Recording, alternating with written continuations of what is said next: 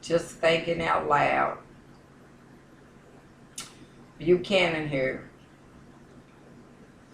It's just one of those days. Just one of those days. Have you ever sat back and thought to yourself, is my living in vain? What that means is, do I have a purpose? Was I born for a reason? Do I have some vision to fulfill? Do I have a purpose for being here? Is it something that I am supposed to do? Is it someone in particular that I am supposed to help? Was I created to create? To create children? Was that my purpose? Was that my only purpose? I did that. Okay, now I'm still here. Have you ever just sat back and thought about, why am I here? Why did God create me? Why?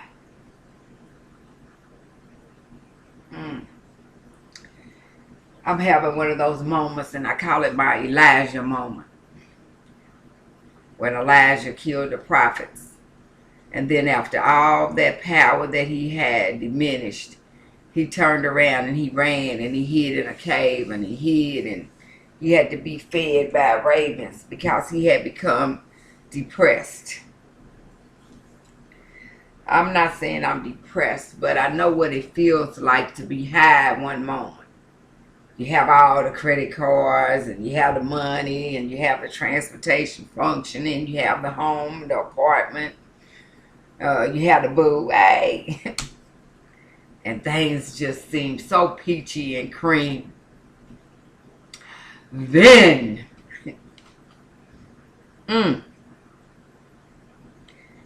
before you could turn around, you realize that, hey, should have kept paying those cards on time. First of all, maybe should have never received those cards. Shouldn't have got in that relationship so fast. Should have thought about it. Should have took time to get to know them. Shoulda, coulda, woulda. That's what my mama always say. Shoulda, coulda, woulda. And some people say that's water under the bridge. That's done. Now, what do you do? What do you do when you realize that you've made a lot of mistakes? You was walking with God and you made a lot of mistakes. What do you do? Do you run back to the vomit, back to the slop, back to the streets, backwards? Do you go backwards to the pain and the agony and the confusion and the lostness? Or do you hold on to God's hand, His unchanging hand, His unchanging love? Yeah. What do you do? What choices will you make? I choose to hold on. Just to hold on to God's hand. He's a way maker. Every time when I feel like I want to give up, I want to run, I'm embarrassed because I'm back where I was. I'm down again. And it feels like they're laughing at me.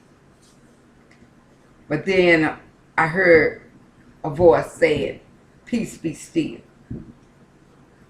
I heard a voice say, I've got you, child. You don't have to worry about anything.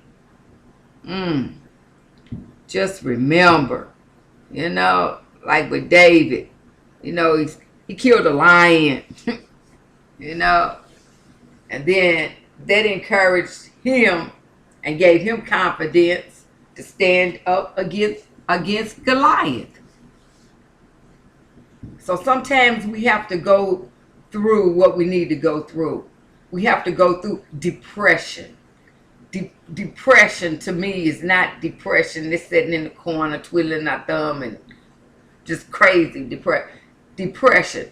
Holding our emotions down, slowing down, setting back, giving God time. Because with me, if I don't give him time, he takes it anyway. He take the ride, take the money. Yeah, where all I can do is call on him. I can run, and I'm not running no more. I just want to hold on and see what my end's going to be. Yeah, that's what them old folks say. I want to hold on to see what my end's going to be. Yeah, and that's a beautiful thing. Just hold the God's unchanging hand. In God we trust. Yeah, that's what's on the money. It needs to always be on the money in the church, in our homes, in the schools, at our workplaces. In God we trust. Oh, so God bless you. God keep you. Don't give up. Don't be discouraged. Even if you have to encourage yourself. Get around people that want to build you up and not pull you down. I'm not saying run to them and ask them for money and all that type of thing. I'm saying be around people that want to see you up. They want to put a smile on your face. People that you can sit down and tell them anything. Be around those type of people. I'm not saying everybody has to be Christian. You got to run the church. I'm just saying wherever you're comfortable. Family. Their best friend. Sit there and talk to them. Don't give up. Don't give in to pride and selfishness. Don't give in. Don't give in to the hype that God cared about you while you suffering, while you on food stamps, while you on welfare, while you on disability, while you don't have no car, while you don't have no house, while you poor. If God cares about you, he said he'll supply all your needs. You serving a God and he don't have your back. But you stand back and you tell them long suffering. Long suffering. And you tell them that weeping may endure for a night, nights, weeks. But that joy is going to come when God see fit. Sometimes we have to learn a lesson. Sometimes we have to go down in order to get up. But we have to remember, like Job said, I remember how he took care of me. How can I take good gifts? What they say, yeah, God give me good gifts and then not expect some bad times. I'll just love him when he does good for me. And then when things are going bad, I not love him. Wow, that's evilness. Nah, just hold on in the storm. Fasten your seatbelt and just hold on. And God will make a way. He does, even when I think sometimes like, whoa, Lord, wait a minute. This is too much for me to bear. God shows up and he shows out. And that's why I give him my praise. And I thank him. I thank him for my ups and I thank him for my downs. I thank him for my storms and I thank him for the sunshine. Woo! Where would I be if he didn't love me? Where would I be if he didn't care? Where would I be if he hadn't sacrificed his life? But oh, I'm glad. I'm so glad that he did. God bless you and God keep you from now until the end of time.